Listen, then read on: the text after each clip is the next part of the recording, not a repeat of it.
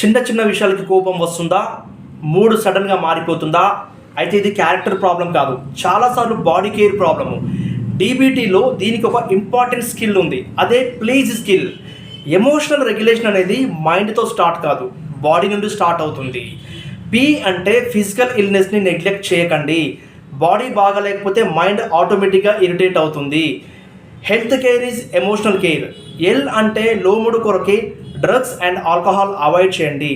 Temporary relief కొరకి long term damage create చేయకండి. E అంటే ఈటింగ్ బ్యాలెన్స్ ఫుడ్. టైంకి ఫుడ్ తినకపోతే కోపము అండ్ యాంగ్జైటీ ఆటోమేటిక్గా పెరిగిపోతాయి. ఏ అంటే అడిక్వేట్ స్లీప్. స్లీప్ ప్రాపర్గా లేకపోతే ఎమోషన్స్ కంట్రోల్లో ఉండవు.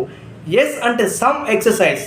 డైలీ కొంచెంసేపు వాకింగ్ చేసినా చాలు స్ట్రెస్ హార్మోన్స్ బయటికి వెళ్ళిపోతాయి. ఈ అంటే ఎమోషన్ బ్యాలెన్స్ బాడీ నుండి స్టార్ట్ అవుతుంది. స్ట్రాంగ్ ఎమోషన్స్ ఉన్న వాళ్ళకి స్ట్రాంగ్ రొటీన్స్ ఉండాలి.